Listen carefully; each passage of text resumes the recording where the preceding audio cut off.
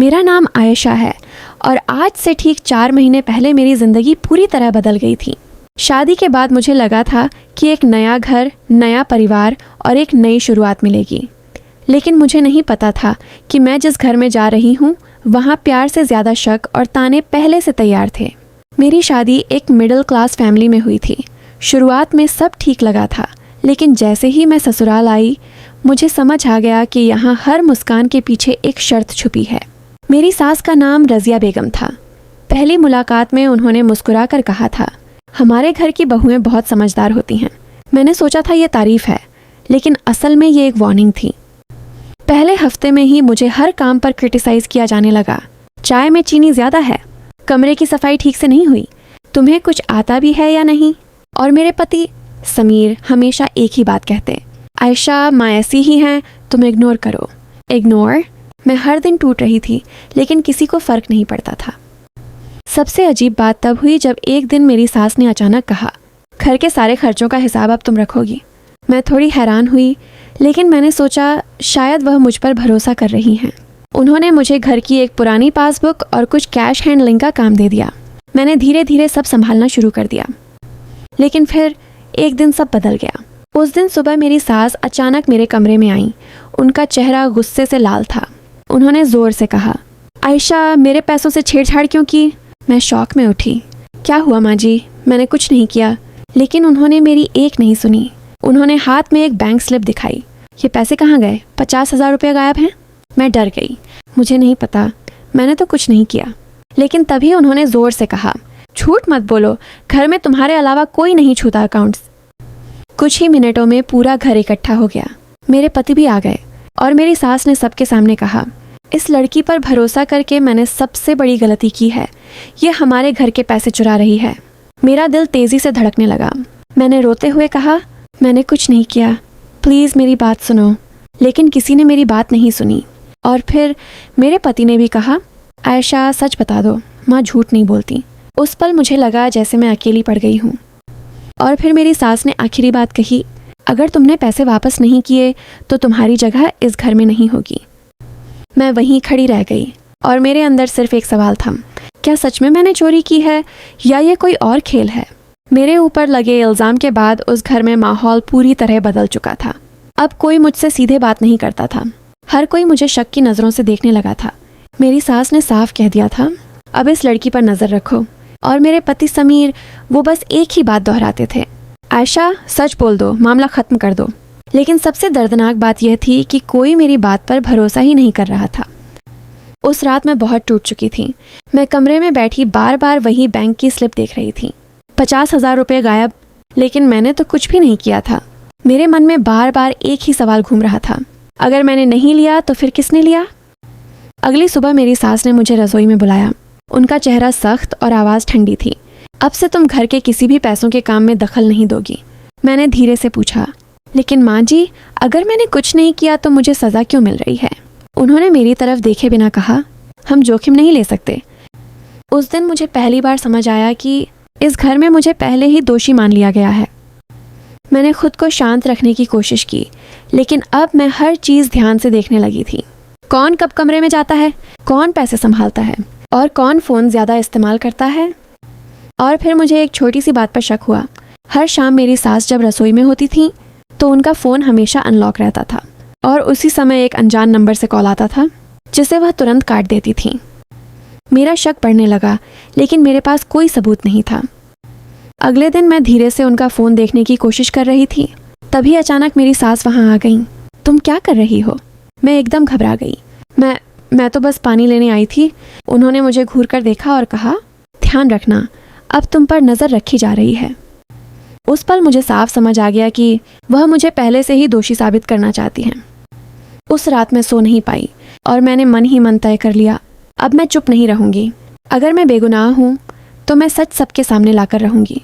अब तक मेरे साथ जो हो रहा था वह सिर्फ शक नहीं था, ये एक सोचा समझा खेल लगने लगा था। मैंने पहली बार पूरी तरह से तय कर लिया था कि अब मैं सिर्फ सहने वाली नहीं रहूँगी, अब मैं सच पता लगा कर रहूँगी। अगली सुबह मैंने बहुत ध्यान से घर का माहौल देखना शुरू किया। मेरी सास हमेशा की तरह जल्दी उठकर पूजा करती थी और उसके बाद घर के पैसों और हिसाब किताब के पास चली जाती थी। लेकिन आज मैंने एक चीज़ नोट की, जब वह हिसाब की अलमारी खोलती थी तो चाबी हमेशा उनकी साड़ी के पल्लू में होती थी। मुझे धीरे धीरे समझ आने लगा था कि अगर कुछ गलत हो रहा है तो जवाब वहीं कहीं छुपा है। उस दिन दोपहर में मैं जानबूझकर रसोई में ज़्यादा देर तक रुकी रही। मेरी सास बाहर गई हुई थी और घर थोड़ा खाली था। अचानक मुझे मौका मिला। मैं धीरे धीरे उस कमरे की तरफ गई जहाँ पैसों की अलमारी रखी थी। दिल बहुत तेज धड़क रहा था। जैसे ही मैं अलमारी के पास पहुंची, अचानक पीछे से आवाज़ आई, तुम यहाँ क्या कर रही हो? मैं डर गई। पीछे मेरी ननद खड़ी थी। मैंने खुद को संभालते हुए कहा, मैं बस सफाई कर रही थी। लेकिन उसकी आंखों में शक साफ दिख रहा था। वह बोली, माँ ने कहा है कि तुम पर नज़र रखी जाए। उस पल मुझे समझ आ गया कि यह सिर्फ एक इल्ज़ाम नहीं, पूरी निगरानी थी। उस रात मैं कमरे में बैठी बहुत देर तक सोचती रही। अगर मैं सीधे सबके सामने बोलूँगी तो कोई यकीन नहीं करेगा। मुझे सबूत चाहिए था, ठोस सबूत। और फिर अगले दिन मुझे वो मौका मिल गया। मेरी सास किसी काम से बाहर गई थी और घर में सिर्फ मैं और समीर थे। मैंने धीरे से उससे कहा, समीर, क्या तुम मुझ पर सच में शक करते हो? वह चुप रहा। मैंने फिर कहा, अगर मैंने कुछ नहीं किया तो फिर तुम क्यों नहीं मेरा साथ दे रहे? इस बार उसकी आवाज़ थोड़ी बदल गई। आयशा, मुझे नहीं पता क्या सही है क्या गलत। यह सुनकर मुझे पहली बार लगा कि शायद वह खुद भी उलझा हुआ है। मैंने एक गहरी सांस ली और कहा, मुझे सिर्फ इतना चाहिए कि तुम मुझे एक मौका दो सच साबित करने का। वह कुछ देर चुप रहा, फिर धीरे से बोला, ठीक है, लेकिन अगर तुम सच बोल रही हो तो इसे साबित करो। यही वह पल था जहाँ मुझे पहली बार हल्की सी उम्मीद दिखी। और उसी रात मुझे वह चीज़ मिल गई जो इस पूरे मामले का रुख बदल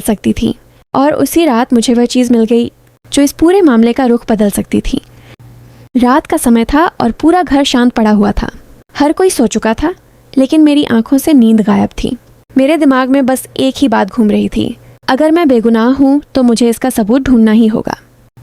मैं धीरे धीरे अपने कमरे से बाहर निकली। घर में हल्की सी अंधेरी रोशनी थी और हर तरफ सन्नाटा था। मेरे कदम खुद ब खुद उस कमरे की तरफ बढ़ रहे थे जहाँ मेरी सास ज़रूरी कागज़ रखती थी। वह अलमारी हमेशा बंद रहती थी, लेकिन उस रात किस्मत से वह पूरी तरह लॉक नहीं थी। मैंने कांपते हाथों से अलमारी खोली।